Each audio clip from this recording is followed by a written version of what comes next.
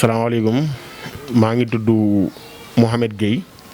di habitant Nguent yor fi fonction TGA CDS bu poste de santé bu Nguent ñëw tey ji ànd ak délégué de quartier bi seet si le président Massamba Diop fii ci këram seet si bi nag li ko waral tànk yi sur demande du délégué de quartier dafa seeti woon ñi nga xamante ni mooy brigade service d'hygiène bu Thiès. ñu amoon yéene pompe koñ bi ñu ñëwee seen moyen matul ñu yenn partie ci koñ bi lañ jot a pompe le délégué de quartier s'est rendu dans la brigade dem waxtaan ak ñoom ñu ni ñoom pour ñu dajal koñ bi ba mu daj wax dëgg fa yàlla il faut une facture de 323 100 francs mu ngi nii ak délégué de quartier mu tee ñu xalaatoon nag daay def benn quête pour bon ñëpp daal di participer lu dërëm ñaar dërëm 1000 francs daal koy dajale versé ji ko ci brigade ba ñu ñëw daal di pompe koñ bi désinfecté ko aussi fan yooyu sonoon na nit ñi vraiment ñax yi bari na Nguent gi yëpp mu doon ak jaaxle ba nga xamante ni vraiment xamuñu fuñ ko jëmale. bi ñu diisoo ñu daal di waxtaan suñu biir ñu xalaat ni kon bu ñu defee ket ci koñ bi dina mën a mat li yàlla di dogal sur demande bi ñu demandé le président Massamba Diop ni ko ñun de dañoo amoon yéene pompe koñ bi mu ni jël naa ko en charge kon président ñu ngi lay sant ñu ngi lay gërëm ñu ngi lay ñaanal yàlla. au nom du poste de santé la waaye sañ naa wax tey ci turu Nguent ndax li ma ànd ak délégué quartier bi donc ñu ngi lay sant ñu ngi lay gërëm tiisoon nañu loolu waaye teggil nga ñu ko jël naa ko en charge moom dafa neex a dégg kon dootoo doo dem fenn doo déplacé doo taal oto doo woote doo def dara da ngay jël sa xaalis rek dem verser ci brigade jox la jour nga pomper sa koñ désinfecté ko. lu tax ngeen di jàpp ne quartier Nguent dafa soxla ñu pomper ko jamono naturellement soxla nañu ko parce que vous avez la présence des eaux stagnantes. fii fopp la ndox yi di taa yow gis nga ba nga ñëwee foofu gis nga ñax yi ni mu toll fii ci Nguent amul fenn parce que y a la présence de la nappe phréatique yaa ngi koy gis ndox yi fu ne ñu ngi fay taa yoo yaa ngi fépp nga quartier Nguent quartier bu spécial la par rapport ak yeneen quartier yi parce que gis nga ni mu demee inondation bi pont yi demul ak yooyu yëpp saleté bi dajaloo fa fi mu toll nii ñëpp a ngi ci ak jaaxle boo toogee ci kaw tali bi sax yooyu dañ lay mat donc loolu wowul xaar sax c'est impératif parce que avec les maigres moyens de la brigade des services d'hygiène moo tax ñun sur demande defal ñun facture de 323 100 francs ni ñu bu ngeen ko amee daal ñu mën a pomper koñ bi ñëw journée boo xam ne dañuy pomper koñ mu doon lu rafet lu nice dinañ ko àndaat comme nii dox ko xool ko ba mu aw yoon incha allahu rabbi. asalaamaaleykum man maa ngi tudd Ibrahima Gueye di délégué de quartier Nguent et bi ñu defee loolu xam nga temps yi moom gis ngeen ni dëkk yi mel après inondation yi danoo demoon service d'hygiène ñu laaj ñu. ma laaj leen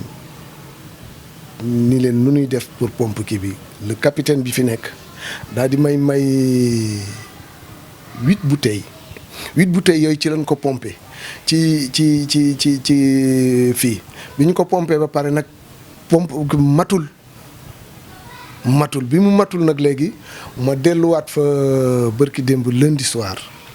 ni ko nag léegi nu ñuy def mu defal ñu ni bu ñu amee 323 100 francs dana nu pompal Nguent gépp ma toog man ak Assane Fall ak ñi nga xam ne ñoom ñëpp laa àndal ñu laaj. da leen ko xaymaan produit yi muy soxla. léegi ñu laaj Assane ni ko ñu laaj ñun ñëpp ñu toog ñu waxtaan keroog ci guddi lundi ci guddi lañu waxtaan. ci poste courant ñu ni ñu nañu laaj ku nekk lu mu am bi ñuy laaj ku nekk lu mu am ma xëy mardi à midi Mass Samba Diop président ma daal di ñëw daal di koy woo daal di ko Mass ñun de dañoo bëgg a pompe suñu quartier parce que gis naa ni yooyu bari na fii kii bari na fii lu nekk daal bari na te fi ñu war a pompe tamit mi ngi noonu mu ni ma ñaata la ma ni ko 323 100 francs mu ni ma je prends ça en charge noonu ma ni ko mu ni ma waaw ma sant yàlla parce que kuy laaj nara sonn di wër di dem nga gis ku ko jël en charge lépp sante ko sunu borom bi ma ni ko mu ni ma waaw ma ni ko leen d'accord ma daal di woo ma wax ak juste bi ma toogee ci niim gi ma daal di woo Assane Seye dañ ko Assane mu ni ma lan la ma ni ko Mass da jël na lépp en charge mu ni ma nga ni ma ne ko Mass jël na lépp en charge ci la jox Assane mu wax ak Mass fekk ñu ngi doon commencé laaj noonu. sa xel bi ngi dem ci moom. yaakaar moo taxoon mais da nga jàppoon aussi yaakaar moo taxoon parce que man rek xamoon naa ko ci guddi laa ko naroon a woo mais ma xool sa montre mu doon 10h05 man 10h05 dootuma ci woote parce que au moins na nga respecter l'individu 10h moom du kenn du ci woote. ma daal ne mën naa bàyyi ba suba ma xëy suba teel nekk tribunal ba midi bi ma yegsee ci kii bi daal man woowaguma Mass ma daal jël sama portable daal di woo Mass dama ko woo wax ji bariwul sax mu ni ma je prends ça en charge. liggéey bi kañ la fas yéene tàmbali. liggéey bi lundi laa ko fas yéene tàmbali suñu réunir ba pare man de lundi laay jàpp. en tout cas lundi alors que tey daal xaar bi yàggul. est-ce que lii bu ngeen ko joxoon waa service d'hygiène mënuñu commencé ngoon wala suba. waaw parce que tey bu ñu ko joxee service d'hygiène tey suba la lan. suba la jeudi. vendredi nit ñi dañuy julli nit ñi dañuy kii samedi nit ñi dañuy occupé di weekend bi la. man ma gis ni lundi. parce que aussi guddi lañ koy def à 11h. loolu moo tax loolu rek a tax. kon di ngeen waxtaan aussi waa quartier bi bu ñuy. waaw moom kañ bu ñu demee ba lii mat. ba ñu yëkkati ko parce que bu ñu jógee fii man ak Assane Fall mi danañ dem joxe ko service d'hygiène teet ci Paris daal di jël nag léegi oto bi ñu wut oto dugg ci wër quartier bi fa mu jëm yëpp ñu wax leen ni leen dañuy pompe quartier bi lundi ci 11h ci guddi li ma bëgg lépp sax amaguma ko parce que bu ñu pompé quartier bi tam dama bëgg ñi nga xam ni kër yi nga xam ni dafa ndox mi dafa nekk ci seen kii ñu bokkaat tamit àndandoowaat lépp de daal di leen pompal kër yooyu parce que am na ci maison yoo xam ni vraiment ñàng na am na ci kër yoo xam dafa ñàng. ba léegi benn doomu koñ bi def na benn effort. état si boppam ministre de l'intérieur ñëw na fi ñu ngi si plan Orsec est-ce que également du occasion ngeen gënaat ñaax nguur gi mu baral ndimbal bi. waaw loolu tam yoon la boobu tam dañ koy waxtaane rek mais plan Orsec bi ñun ñoo ko commencé suñu bopp ñun suñu plan Orsec la ñuy commencé avant kii bi état bi di ñëw ci ñun gis nañ ci quartier bi ñoo xam ni biñ koy jël décision ñoo xam ni danañ lancer seen plan Orsec ci suñu koñ ñag ñun dañuy lancer suñu plan Orsec parce que état bi nañu dimbali kii li ñu koy waxeeti nan ko kuy kii na ko commencé ci say tànk. bay sa ci sa weyu tànk. am na yoo xam ne aussi état moo ko mën a def. waaw am na yoo waaw d'accord am na yoo xam ne état moo ko mën a def mais nag débuté li nga xam ni moom nga am. soo débuté li nga xam ne moom nga am état bi bu ñëwee xayrun. te Massamba Diop wane na yoon wi. c'est ça ngent du Massamba yeneen kilifa yépp laay intercepté. parce que kii lundi la ñu dem ci service d'hygiène lundi ci ngoon mardi ñu toog waxtaane ko waxtaan ba jubóo moom mi mardi laa ko woo ay midi mu accepté lépp waa ngent nag bàyyiwuma kenn de damay dellu siwaat parce que gis nga bu ñu pompé lii ba pare damay dellu siwaat pour ñu wutaat pour lu ñu fekk kër yi yi nekk ci ndox mi ñu pompe ko suñu école yi nekk fii ci suñu quartier bi dañ koy pompe dañ koy defar. dispensaire bi dañ koy pompe dañ koy defar xam nga dispensaire bi ñu ngi fi woon temps yëpp mais dispensaire bi dañ koy pompe dañ koy defar police bi dañ koy pompe dañ koy defar école yi dañ koy pompe dañ koy defar décision boobu laa jël. léegi nag bu état bi ñëw dana fekk ñun ñu ngi liggéey suñu bopp su état bi ñëw dana fekk ñun ñu ngi liggéeyal suñu bopp. est-ce que sa ASC bi nag sa koñ impliqué na aussi. ñëpp laa ci impliqué. ASC bi keroog bi ma yeggee bi may téléphoné Mass le lendemain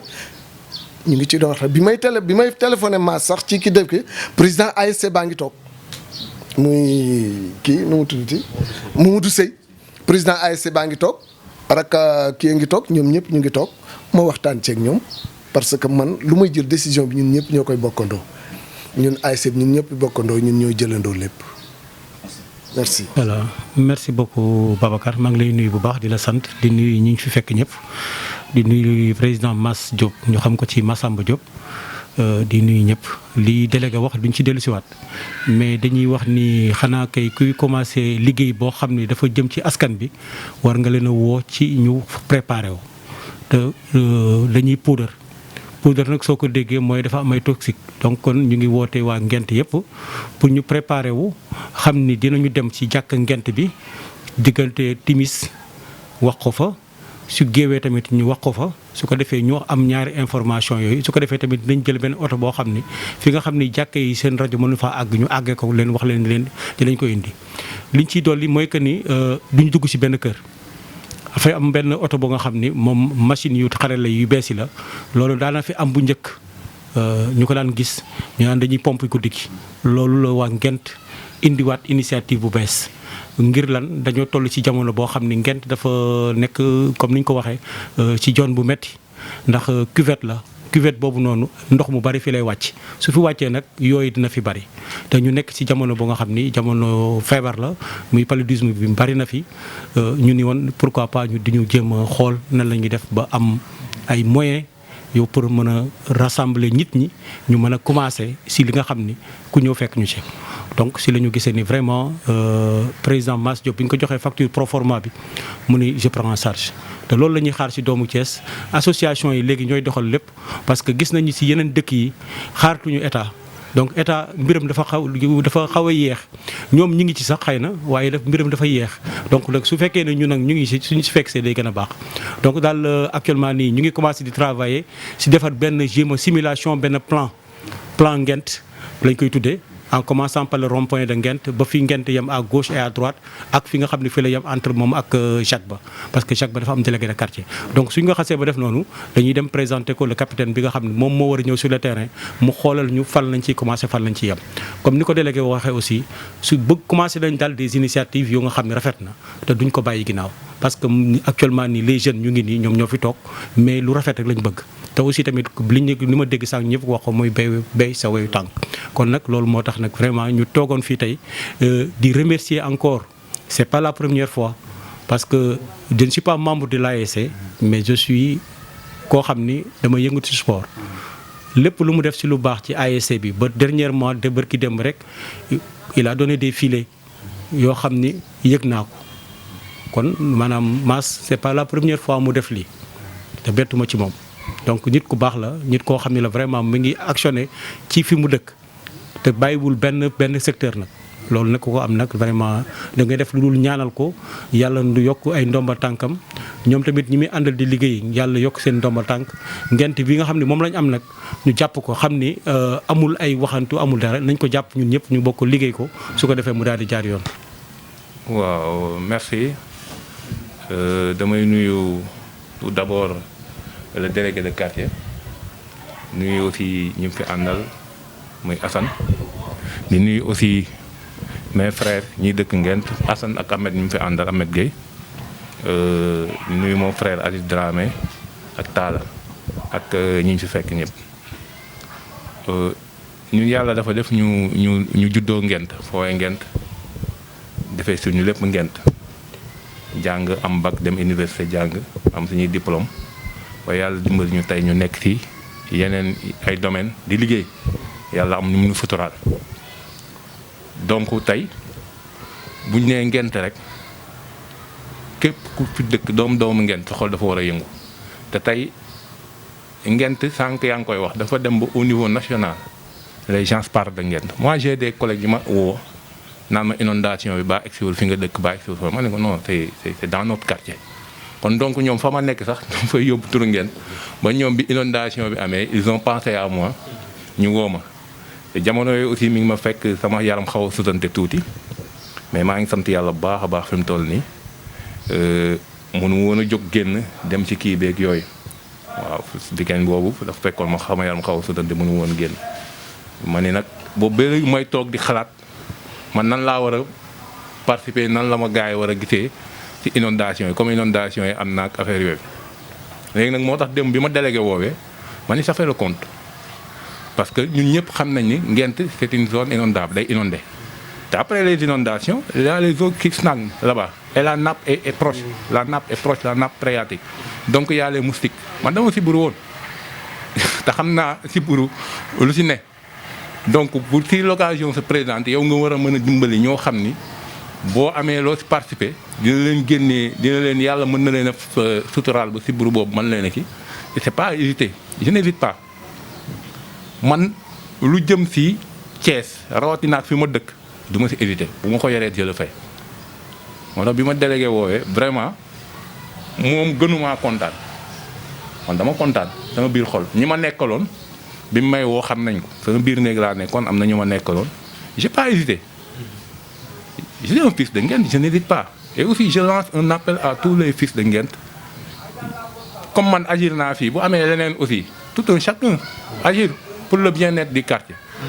wax dëgg yàlla ñun ñëpp ku si nekk bu jàppee si côté boobu Nguent dina dem parce que ça doit être un quartier de référence situation yi ne war nañ see génn aussi la main dans la main ñu jàppalante le plus rapidement possible saisir les autorités pour que ñi ñu wax ni dañ leen di yóbbu fële ñu dimbali leen gaaw xool nuñ leen di kiiyee parce que dégg naa benn autorité si télé bi mu doon wax ne wala y a 100 et quelques 150 et quelques kii logements yoo xam ni pare na 200 et quelques woon mais nee na 100 et quelques pare na 156 si je me trompe pas donc délégué essayez de vous rapprocher de ces autorités là ñu wax ñu où est-ce qu'il en est par rapport à ça pour ñu mën leen a kii vraiment loolu moo motivé woon amul dara man dañ ngeen may encourager faut m'encourager si c'est un fils de Nguent lu ma def sama warugar laa def li ma def dama war mënuma fi dëkk nekk ci koñ bi voilà ñu wax loo xam ni moment bañ koy wax nekk na ci man te génnewuma ko jox ko pour quartier bi te demul ci poosu nit ñi ci askan bi la jëm donc c'est des réactions automatiques c'est des réactions automatiques te aussi d'autant plus que ci commune bi ma ne yàlla dama fa jox responsabilité muy le président conseil communal de la jeunesse d'autant plus ma dëkk Nguent mu war a kii bu doonoon beneen quartier aussi bu fi nekkoon dama koy def voilà ça moom c'est sûr c'est des choses qui sont naturelles en moi et je vais continuer à le faire ba yàlla di ma kii. mais au-delà de Thiès Nord ak Nguent vu que Thiès boppam am na problème d'assainissement c'est l'occasion man appel ngay def ci état parce que assainissement du compétence transférée. suñu mairie yi amuñu moyen pour def ko wax nga léegi état am na lu mu commencé pour site de recasement bi mais problème assainissement Thiès président ban appel ngay fàttaliwaat ministre de l'Intérieur ñëw na fi mercredi passé mais déjà plan Orsec bi rek kenn sentiragul kii mais Thiès dafa soxla ay mesures yu am solo. waaw xam nga plan assainissement man am na lu ma ci xam sama domaine la je suis un ingénieur en génie civil am na sama benn partie soutenance sax. maa ngi ko def ci ñu bëri xamul mu umpu ñu bëri ci inondation Nguent yi bi may def sama PFA sama mémoire fin d'étude benn partie boo xam ci inondation Nguent yi laa ko def kon assainissement am naa lu ma ci xam et il faut que nit ñi nangu ni problème mu assainissement Thiès muy feneen ak feneen c'est pas dans les années là du 1 an du 2 ans lañ ko mën a régler c'est impossible on peut prendre des mesures d'atténuation mais c'est impossible. Parce que foofu il faut que état jël des mesures fortes il faut que ñu déloger ay nit parce que dafa am ay yoonu ndox te nit ñi dañoo ñëw tabax ci kaw yoonu ndox yi am na ñenn ñoo xam ni techniquement dañuy ñëw rembler de telle sorte que ñoom seen kër du taa ndox mi dootu fa jaar mais day déverser wu dem feneen c'est des problèmes yoo xam ni dafa nekk ci biir dëkk bi il faut que nit ñi def des études sérieux ñu def ay études yoo xam ni c'est sérieux ñu xamal état bi fii ak fii mooy ndox yoon bi fii ak fii la l'état n'a qu'à sortir les moyens pour déloger ñooñu jox leen